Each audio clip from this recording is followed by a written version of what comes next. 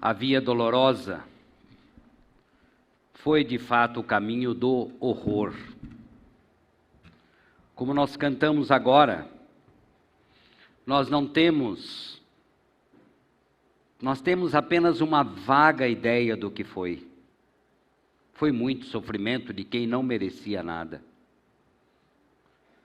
Mas ela também é a via que nos possibilita a salvação, a reconciliação com Deus. E é isso que nós vamos fazer aqui hoje. Nós vamos nos lembrar da via dolorosa.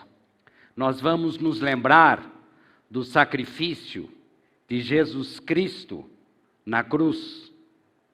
E vamos celebrar a ceia do Senhor. Vocês viram que a mesa está farta. Há muita coisa na mesa.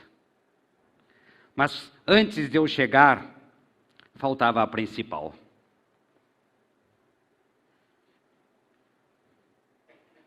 Faltava isto, que é a palavra de Deus. Aquilo que nos dá o alimento para toda a vida, para a vida eterna. E nós temos que viver isso dia após dia, diariamente, nos lembrando do que foi a via dolorosa. Falaremos hoje da ceia do Senhor. E é claro que ao falarmos da ceia do Senhor, a pergunta é muito clara. Por que celebrar a ceia do Senhor? E quando nós olhamos para o texto de Coríntios, bastante conhecido, nós podemos perceber aqui algumas respostas muito claras. Você pode perceber que Paulo, falando aos crentes de Corinto,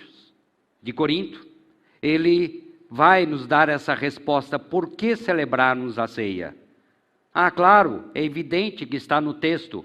Fazei isto em memória de mim. Foi o que Jesus disse. Então é uma ordem de Jesus, é uma ordenança. E é verdade.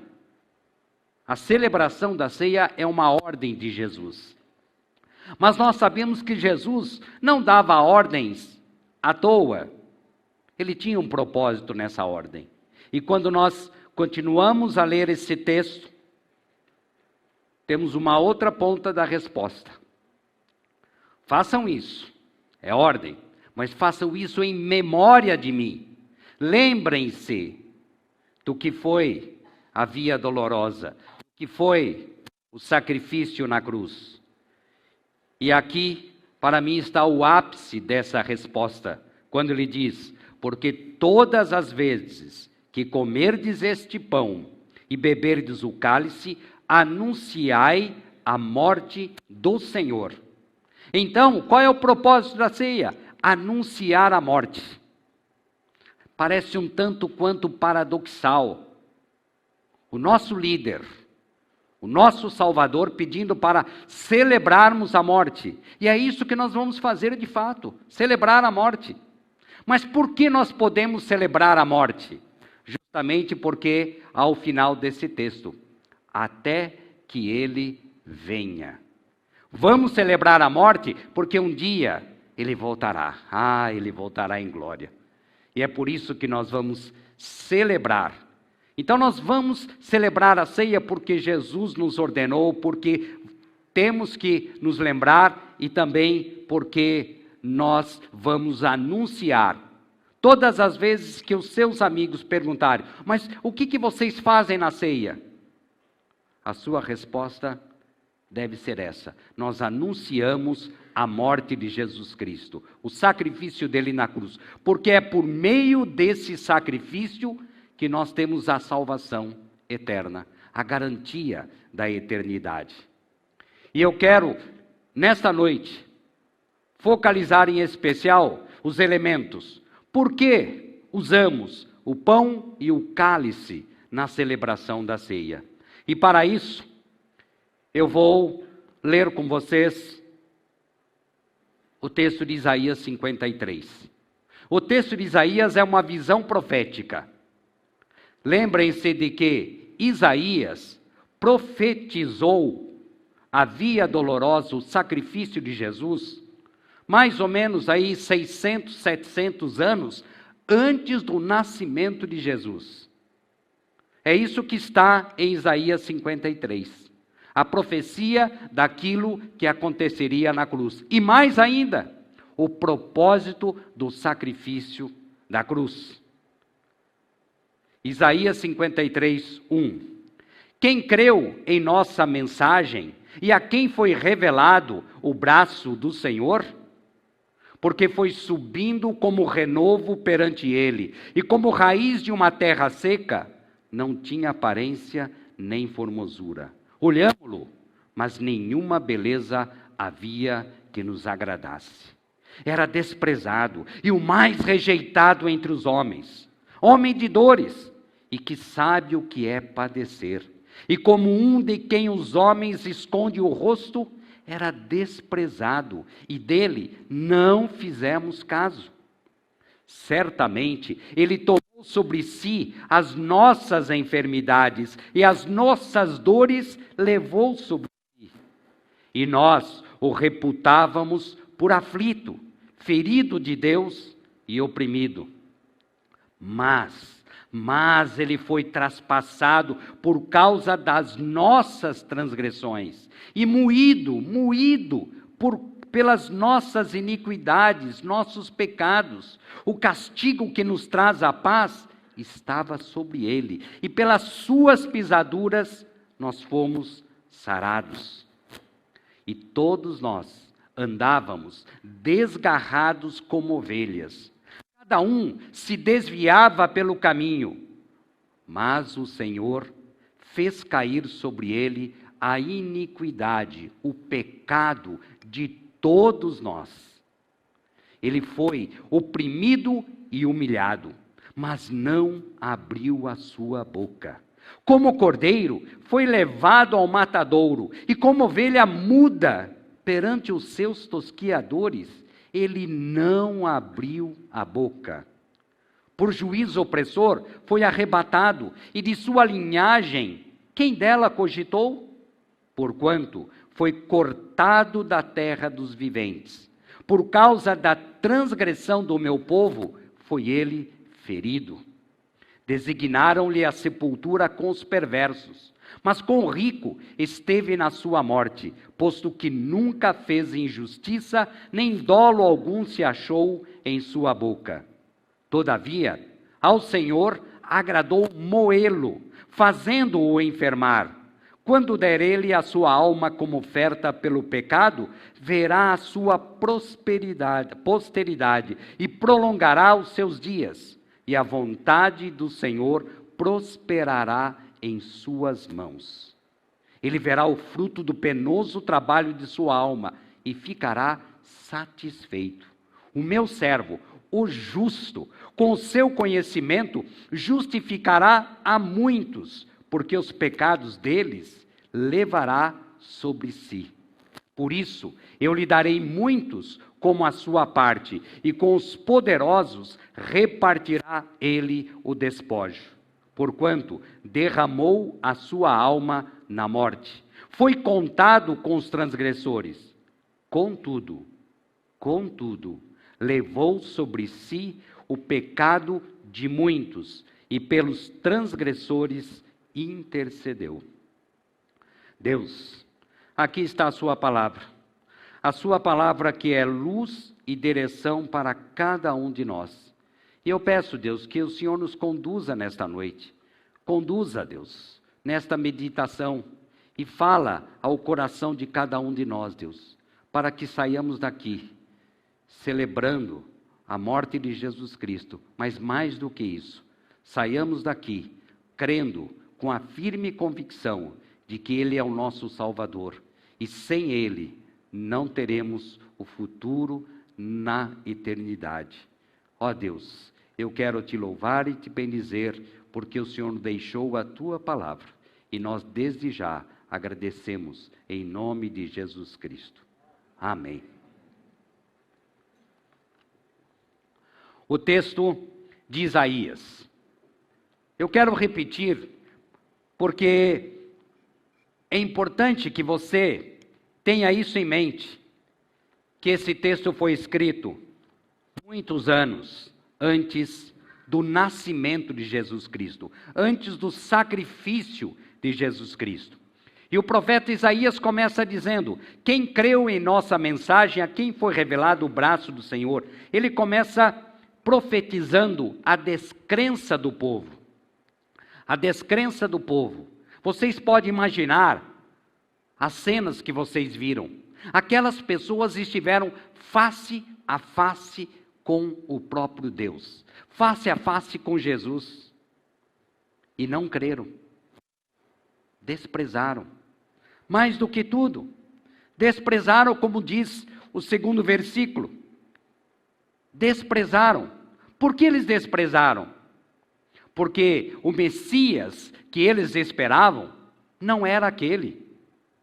Eles esperavam alguém que viesse em pompa, em luxo, o Rei dos Reis. Eles esperavam um rei de acordo com a humanidade. E se eu estivesse lá, certamente também agiria assim. Eles esperavam alguém, como nós dizemos, de sangue azul. E quem aparece? Quem Deus manda? Alguém que nasce numa manjedoura, rodeado de animais. Onde estava a pompa? Onde estava o luxo? Não havia. Por isso eles não creram. Mas é muito fácil para mim hoje olhar para aquela época e dizer: eles não creram, eles desprezaram, porque eles não viram beleza de rei naquele filho de carpinteiro. Eles não viram.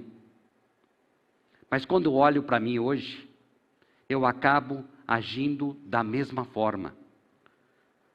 Porque eu quero o Rei dos Reis. Eu digo, eu sou filho do rei. E sou. Eu quero o Rei dos Reis, e Ele é o Rei dos Reis. Eu quero esse Jesus todo-poderoso, e Ele é todo-poderoso. Mas quando eu olho para a cruz, eu não quero. A cruz não. Eu quero o poder, mas não quero a cruz. Você que andou assistindo às Crônicas de Nárnia, quando você vê aquele leão, eu quero o leão. Esse eu quero, porque esse tem a força. Mas quando olho para aquele cordeirinho que foi imolado, esse eu não quero. Mas eu quero dizer a vocês que o Espírito Santo me revela: sem o cordeiro, eu não tenho leão. Sem a cruz, eu não tenho a eternidade. Eu não posso. Assim como eles desprezaram no passado, nós somos chamados a crer na cruz. E é por isso que hoje nós estamos celebrando a cruz. Você que não crê, pense. Hoje é o seu dia, chamado para você crer.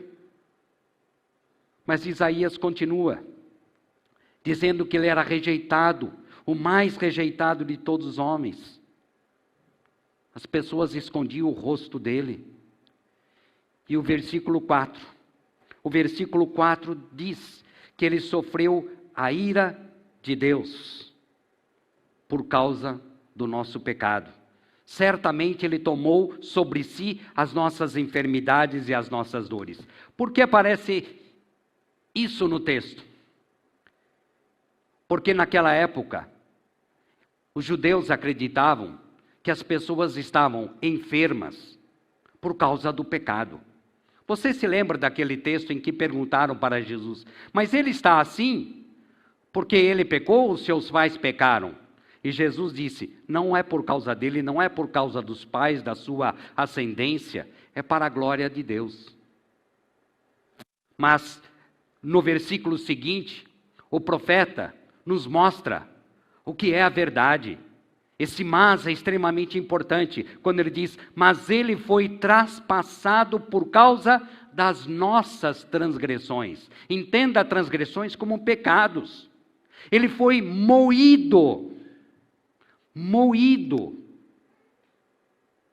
Quando nós olhamos as cenas, enquanto a Fernanda cantava, ele foi moído pelas nossas iniquidades, os nossos pecados. O castigo que nos traz a paz. Nós não tínhamos paz com Deus. Nós estávamos em guerra com Deus. Mas por causa do sacrifício de Jesus na cruz, há a possibilidade de reconciliarmos com Deus. É a cruz de Cristo que nos reconcilia com Deus. E é isso que nós estamos celebrando hoje aqui. A reconciliação com Deus, a paz com Deus. E só podemos ter paz com Deus crendo no sacrifício da cruz. É a isso que nós somos chamados a crer hoje. Isaías continua dizendo que nós estávamos desgarrados como ovelhas, porque não tinha um pastor. Ah, mas hoje nós temos pastor. Nós temos pastor. Um pastor. O pastor das nossas almas, Jesus Cristo, aquele que morreu na cruz. E é isso que nós estamos celebrando hoje aqui. Ele foi oprimido e humilhado, mas não abriu a sua boca. O castigo que ele sofreu na via dolorosa foi voluntário. Ele não alegou inocência. Ele ofereceu-se para morrer. Ele ofereceu-se, ele obedeceu. Vocês conhecem o texto? Faça-se a tua vontade e não a minha. Ele obedeceu. Ele foi considerado criminoso, mas ele obedeceu. Ele obedeceu por amor. Ele morreu por nós por amor. E mais ainda, quando eu olho esse texto, eu logo me lembro na cruz. Vejam, designaram-lhe a sepultura com os perversos. Você se lembra da cena da cruz? Ele no meio e do seu lado, 2 bandidos, 2 ladrões. E ele também considerado um bandido. Foi assim. Ele que não tinha culpa algum. Era a figura máxima da inocência. Mas assim ele foi considerado. Mas o texto, bem antes, Isaías profetiza dizendo que com o rico ele esteve na sua morte, porque nós sabemos que ele foi sepultado no túmulo que pertencia a um rico chamado José de Arimateia. Não se achou nenhum dolo, nenhuma culpa na sua boca, mas mesmo assim ele sofreu. Todavia o Senhor agradou moê-lo. Ele foi moído em tudo aquilo que ele passou, fazendo enfermar. Quando der a ele a sua alma por oferta pelo pecado, verá a sua posteridade e prolongará os seus dias. Quando eu olho o versículo 10, eu me alegro, porque o versículo 10 mostra que ele morreu, mas ele ressuscitou. Ele ressuscitou. E ele verá a sua posteridade, ele prolongará os seus dias, e a vontade do Senhor prosperará nas suas mãos. Ele verá o fruto do penoso trabalho de sua alma, e foi um penoso trabalho da sua alma, ficará satisfeito. O meu servo, o justo, Jesus Cristo, o nosso Salvador, com o seu conhecimento justificará muitos. E é isso que nós estamos celebrando, a justificação do pecado. Porque os pecados deles levará sobre si. Por isso eu lhe darei muitos como a sua parte, e com os poderosos repartirá ele o despojo, porquanto derramou sua alma na morte. É claro que Isaías viveu num tempo de guerras. Você já deve ter assistido a filmes, lido nos livros de história, que os generais vencedores ficavam com os despojos. O que eram os despojos? Eram o prêmio pela vitória, a recompensa pela vitória. E quando eu olho esse texto, eu olho para vocês, eu olho lá para o seu Manuel, o Senhor é um despojo de Jesus Cristo. Você é despojo de Jesus Cristo, é a recompensa de Jesus Cristo na cruz. É isso. Ele foi vencedor. O que ele venceu? ele venceu o pecado, ele venceu a morte, ele venceu o diabo, ele venceu o mal. E nós estamos aqui. Somos a recompensa de Jesus Cristo. Pela graça e pela misericórdia, porque eu não fiz nada. Eu não fiz nada. Vocês não fizeram nada. Não é obra de mãos, é graça. É graça que foi consumada ali na cruz. E é isto que nós estamos celebrando hoje. Ele foi contado com os transgressores, mas o que aconteceu? Ele levou sobre si o pecado de muitos, e pelos transgressores, por nós, ele intercedeu. Por isso estamos aqui hoje. E quando eu olho isso, eu não tenho imagem desse sacrifício. Nós cantamos aqui bem mais que tudo, bem mais que os mares, bem mais que as riquezas, bem mais que os poderes e reis, bem mais que tudo. Foi o sacrifício de Jesus na cruz, por nossa causa. E quando eu olho a minha vida, eu me pego agindo. Isso, Rosaura, eu não posso perdoar. Quem sou eu para dizer isso para Rosaura? Eu não posso perdoar. Eu sou um miserável pecador. Eu não tenho esse direito. Eu sou chamado a perdoar, porque Ele perdoou. Ali na cruz, o que Ele disse para os seus algozes? Pai, perdoa porque eles não sabem o que fazem. Essa foi a atitude de Jesus. E nós somos chamados a seguir o modelo de Jesus. Como é que nós não vamos perdoar? Temos que perdoar. E quando olho para o tamanho desse sacrifício, e olho para o meu pecado, para aqueles especialmente que eu insisto em cometer, eu não tenho mais direito. Eu não tenho. E aí eu só posso me ajoelhar e clamar ao Senhor. Senhor, tenha misericórdia de mim. Ajuda-me, Senhor, a me libertar desses meus pecados que me afastam do Senhor. Somos chamados a nos arrependermos, a mudarmos a nossa vida, a sermos dignos do nome que carregamos, que é o nome de Jesus Cristo, nosso Salvador. E é com esse espírito de gratidão ao Senhor, que morreu na cruz, que padeceu na cruz, que passou pela via dolorosa, caminho de horror. É com esse espírito de gratidão e celebração, porque Ele voltará, é que eu quero que você venha à frente e pegue os elementos, o cálice e o pão, e volte para o seu lugar em espírito de adoração e de oração, porque Ele morreu por mim, morreu por nós. Com esse espírito eu convido vocês a tomarem os elementos. E quem é que pode tomar os elementos? Aquele que crê no sacrifício de Jesus na cruz. Se você crê, você é convidado para a mesa do Senhor. Venha. Porque você tem em uma das mãos esse pedaço de pão. Porque você tem na outra um cálice.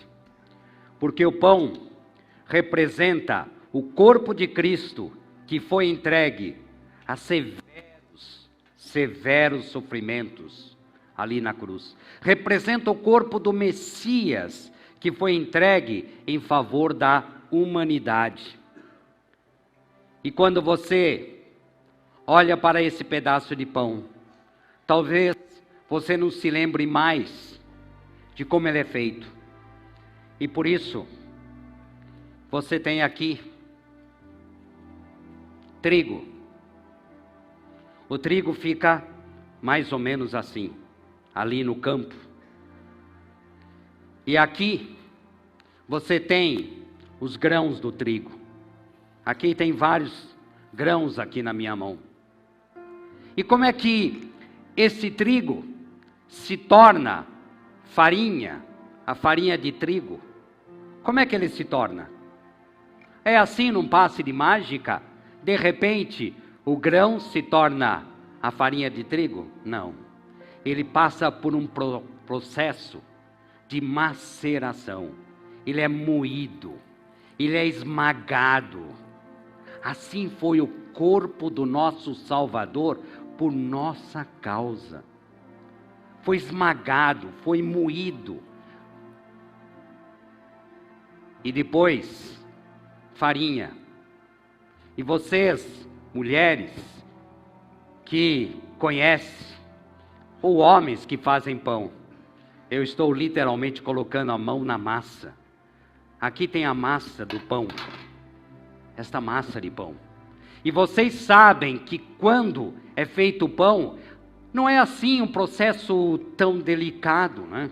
Nós sabemos que nós temos que amassar o pão, e torce, e amassa de novo, e alguns que vão sovar, e bate, e bate, e bate.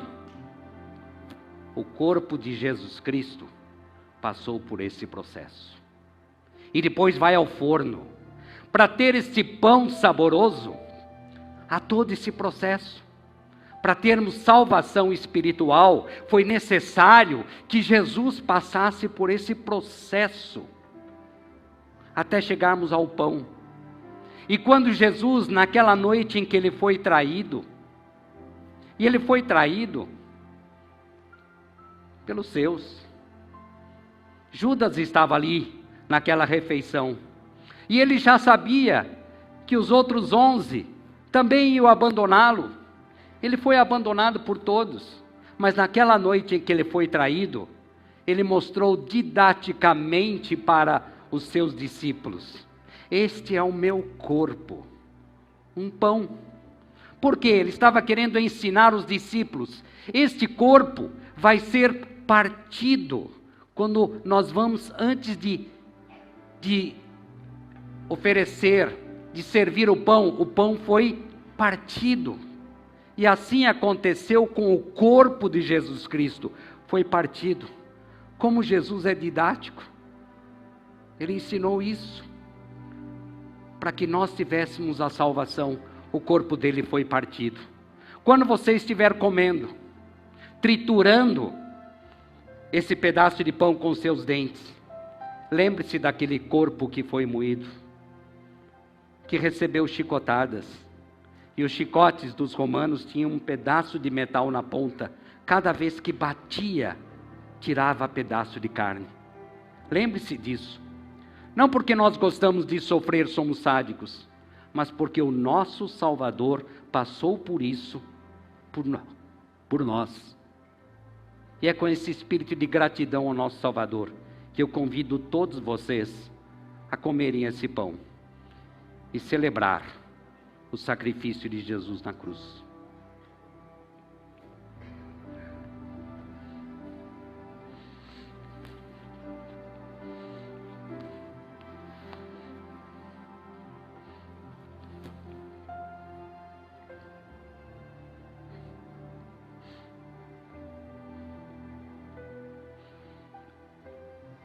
Na outra mão,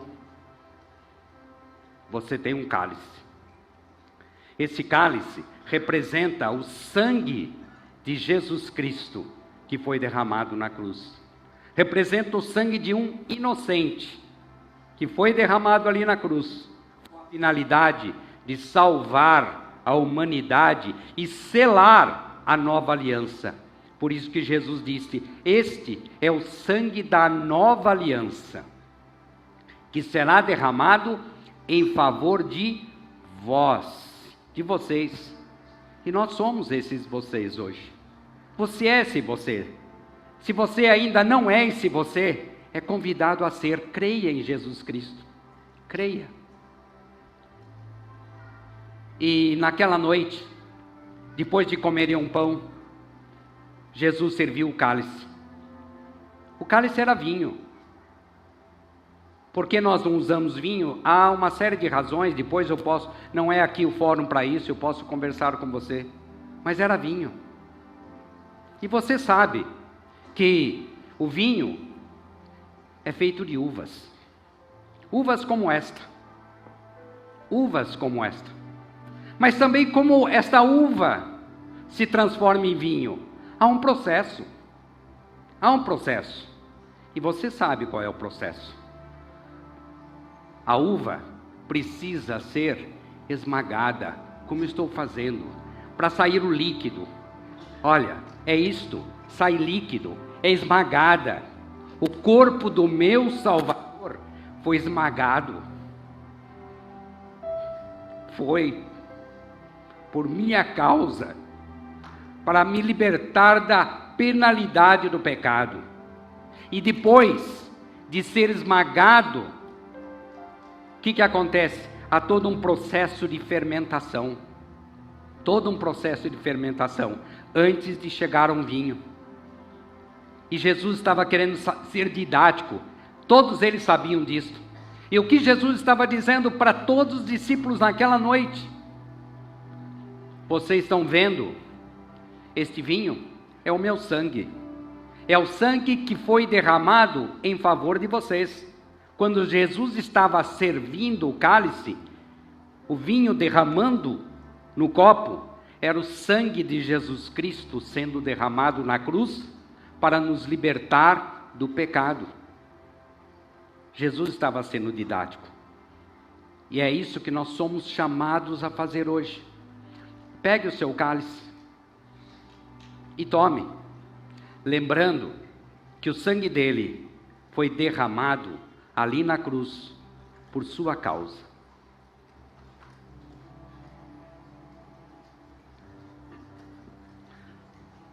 Deus Todo-Poderoso, eu quero te louvar e te bendizer pelo sacrifício da cruz.